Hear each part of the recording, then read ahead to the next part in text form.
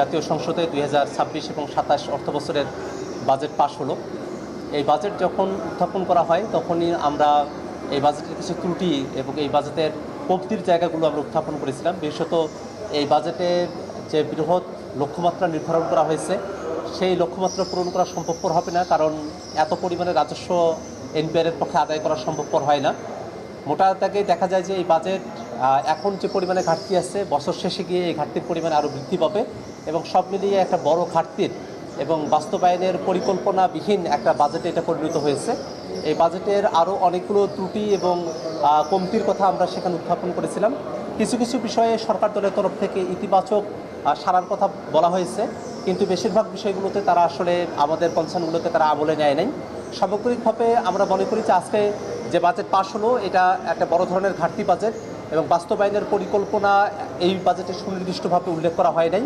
তথাপিও যেহেতু বাজেট পাশ হয়েছে, আমরা সরকারের সামনে 1 বছরের কার্যক্রমকে আমরা পর্যবেক্ষণ করতে চাই।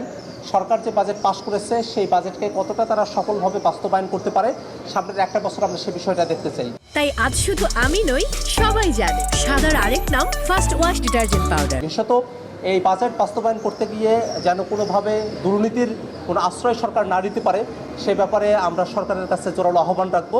এবং আমরা ইতিমধ্যে একটা জিনিস খেয়াল করেছি যে সরকার গত বছরের বাজেট থেকে যখন সরকারি দল এবং বিরোধী দলের মধ্যে বিভিন্ন আসনগুলোতে বিভিন্ন বরাদ্দ তারা বিতরণ করছিলেন, সে সময়টাতে বিরোধী দলের আসনগুলোতে বরাদ্দ হয় বিতরণ করা হয় নাই, অথবা কিছু কিছু ক্ষেত্রে বিতরণ করা হলেও সেটা অত্যন্ত অল্প পরিমাণে, সরকারি দলের তুলনায় কম পরিমাণে বরাদ্দ বিরোধী দলের আসনগুলোতে গিয়েছে। তো আমরা সরকারের কাছে আহ্বান রাখতে চাই যে যে বাজেটটা পাশ করা হয়েছে সেটা বাস্তবায়ন করার ক্ষেত্রে সরকারি দলের আসন বিরোধী দলের আসনের যেন কোনো ফারাক না করা হয়।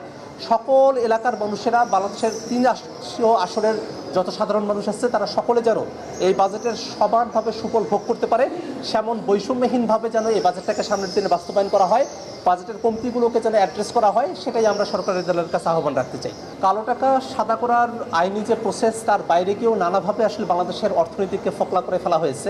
বাংলাদেশের যে শ্বেতপত্র প্রকাশিত হলো অন্তর্বর্তীকালীন সরকারের সময়টাতে, সেই শ্বেতপত্র বলছে যে বাংলাদেশ থেকে আওয়ামী লীগ সরকারের সময়টাতে প্রায় 30 লক্ষ কোটি টাকা, যেটা বিশাল বড় একটা টাকার অ্যামাউন্ট, বাংলাদেশের কয়েকটি বাজেটের সমান, এই পরিমাণে টাকা আওয়ামী লীগ সরকারের সময়টাতে দেশ থেকে পাচার হয়ে গিয়েছিল। সেই শ্বেতপত্রটা প্রকাশিত হয়েছে। তো আমরা সরকারের কাছে মোটাদাকে আহ্বান রাখতে চাই যে যেন বাংলাদেশ থেকে কোনোভাবে অর্থ পাচার হতে না পারে এবং বাংলাদেশে এই খেলাপি ঋণ রিশিডিউলিং করার মধ্য দিয়ে বাংলাদেশকে যে খেলাপি ঋণের একটা জালে আবদ্ধ করে ফেলা হয়েছে এবং নানাভাবে সরকার দেশি উৎস থেকে এবং বিদেশি উৎস থেকে যে ঋণগুলো গ্রহণ করে থাকে সেই বিষয়গুলোতে যেন একটা লাগাম টেনে ধরা হয়, এই অর্থে যাতে করে অপরিকল্পিত কোনো খাতে সরকার যেন ঋণ গ্রহণ না করে। সরকার যেন বিদেশি ঋণ গ্রহণ করার ক্ষেত্রে খাত নির্দিষ্ট করে এবং সেটা জনগণের জন্য উপকারী, জনগণের জন্য কাজে লাগতে পারে সেরকম খাতেই যেন শুধুমাত্র ঋণ গ্রহণ করে। অতিরিক্তভাবে অপরিকল্পিতভাবে কোনো প্রকল্প গ্রহণ করা যেটা আসলে সরকারি অর্থ তছরূপের নামান্তরে পরিণত হতে পারে, সেই রকম ধরনের জায়গায় যেন সরকার না যায়।